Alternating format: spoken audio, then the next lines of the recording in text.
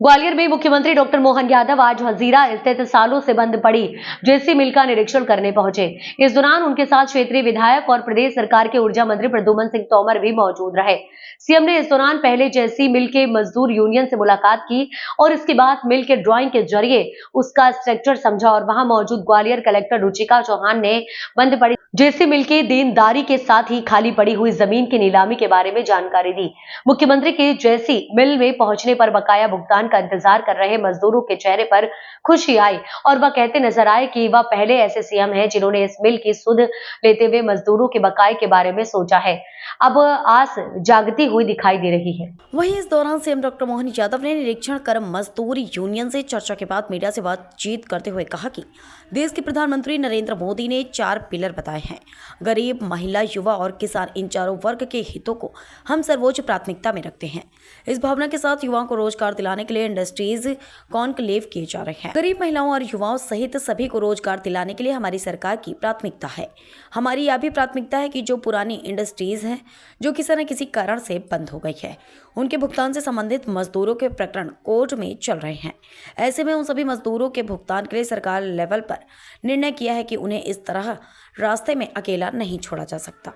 इस दौरान मुख्यमंत्री ने जानकारी देते हुए यह भी कहा कि बहुत से मजदूर ऐसे हैं जो अब इस दुनिया में भी नहीं रहे हैं, लेकिन ऐसे में हमारा पहला फर्ज बनता है कि हम सभी मजदूरों की देनदारी चुकाएं। सरकार का दूसरा निर्णय यह भी है कि ऐसी जमीनें जहां हम भविष्य में उद्योग के लिए किसी अन्य काम के लिए उसका उपयोग करें, जिससे जो शहर के विकास के लिए जरूरी है, अच्छी जगह को लावारिस पड़ा रहने देना खराब रहेगा। ऐसे में हमने आज निरीक्षण किया और जल्द ही इसका समाधान भी निकालेंगे। सरकार बनने के बाद हमने हुकुमचंद मिल का भी निराकरण कराया था। इस तरह से जेसी मिल का भी निर्णय करेंगे। आने वाले दिनों में अन्य मिलों का भी इस तरह भुगतान किया जाएगा। हम न्यायालय के सामने मजबूती से अपना पक्ष रखेंगे। जहां फाइनेंस से जुड़ी हुई दिक्कत है उसको लेकर बैंकों से भी बात की जाएगी ताकि मजदूरों के हित में निर्णय आ सके, जिससे उनका हित हो सके। वहीं आपको बता दें कि हाल ही में हुई ग्वालियर रीजनल इंडस्ट्रीज कॉन्क्लेव में करोड़ों की निवेश प्रस्ताव मिले हैं। यही वजह है कि मुख्यमंत्री डॉक्टर मोहन यादव ने आज निरीक्षण के बाद आईटी सेक्टर से जुड़ा बड़ा निवेश इस बंद पड़ी हुई जेसी मिल में लाने की बात कही है। वहीं आईटी सेक्टर के आने पर ग्वालियर चंबल अंचल के हजारों युवाओं को रोजगार भी मिल सकेगा। यशस्वी प्रधानमंत्री श्रीमान नरेंद्र मोदी जी ने जो 4 पिलर्स बताए हैं हमारी सरकार की या उनकी अपनी सरकार के साथ में चलने के लिए, जो गरीब, महिला, युवा, किसान, इन चारों वर्ग के हितों को हम सर्वोच्च प्राथमिकता पे रखे हुए हैं। उसी भावना के हिसाब से युवाओं को रोजगार दिलाने के लिए इंडस्ट्री कॉन्क्लेव, गरीबों को, महिलाओं को, सबको रोजगार दिलाने की नई इंडस्ट्री डलवाना, ये हमारी सरकार की प्राथमिकता भी है।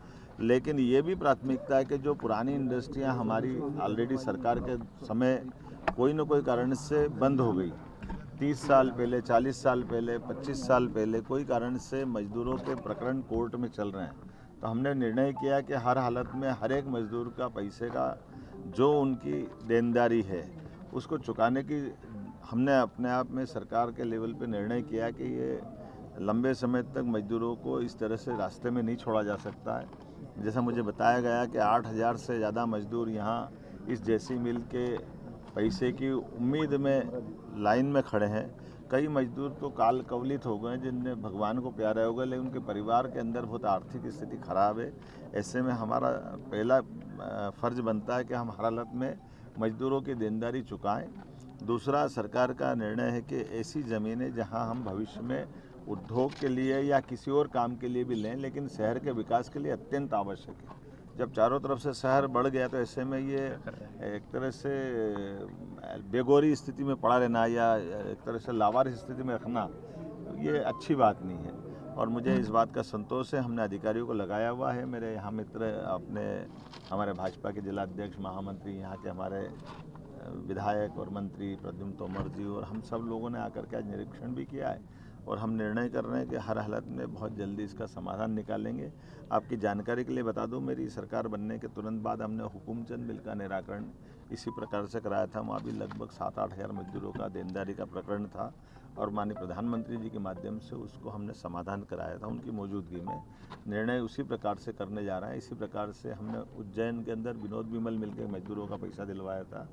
और आने वाले समय में जैसे ये जैसी मिल के लिए लगे, इसके बाद ऐसी प्रकार के सज्जन मिले, ऐसी प्रदेश की कोई भी प्रॉपर्टियाँ जिसमें मजदूरों का हित बाकी है, गरीबों का हक बाकी है, हम उसको दिलाने के लिए प्रतिबद्ध है। हम न्यायालय के समक्ष अपना पक्ष रखेंगे। वकीलों को हम बता रहे हैं कि वो जल्दी से जल्दी समाधान खोजें। जो बीच में जिनके फाइनेंस है, वैसी बैंकों से भी हम उच्च स्तर पे बात करेंगे ताकि बैंक से इसका समाधान मजदूरों के हित में हो। सरकार अपने पक्ष को अच्छे ढंग से रखते हुए बहुत जल्दी समाधान, क्योंकि मुकदमा नहीं लड़ना है, हमको समाधान खोजना है, इसलिए समाधान खोजने में लंबा समय नहीं लगने वाला है। उम्मीद करेंगे जल्दी जल्दी इसका निराकरण। चुनाव प्रचार का आखिरी दिन है और अरे इतना अच्छा मुद्दा है भाई। झारखंड भी आप जा रहे हैं, मध्य प्रदेश तैयार है। रीजनल कॉन्क्लेव हम लगातार सभी संभाग केंद्र पे करते जा रहे हैं। आपकी जानकारी के लिए बता दें कि अब हमारा अगला 7 दिसंबर का दौरा नर्मदापुरम पुराने होशंगाबाद जिले के लिए होने वाला, ये हमारा संभाग केंद्र है। इसके बाद जनवरी में हमारा शहडोल संभाग हुआ। एक तरह से ये हमारा संभाग, सभी संभागों का जनवरी तक क्रम पूरा हो जाएगा। वर्ल्ड लेवल की इन्वेस्टर समिट ये हमारी फरवरी में होने वाली है और उसी में अधिकांश हमारी अपनी यहाँ की संभावनाओं को लेकर के मैं जर्मनी और इंग्लैंड खुद जा रहा हूँ, जहाँ हम औद्योगिक दृष्टि से लोगों को निवेश करने के लिए आमंत्रित करेंगे।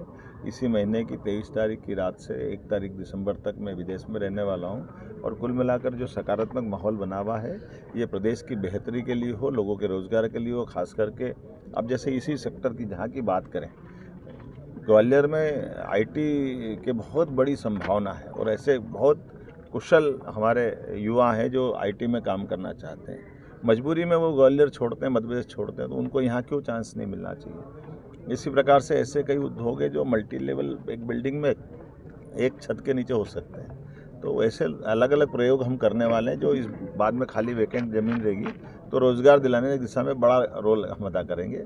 एक बार फिर मैं इस पूरे व्यवस्था के प्रति आप सबके माध्यम से अपील करता हूँ कि हमारे जमीन के उपयोग की भी कोई प्लानिंग है क्या? अभी आपने क्या सुना, भारत माता की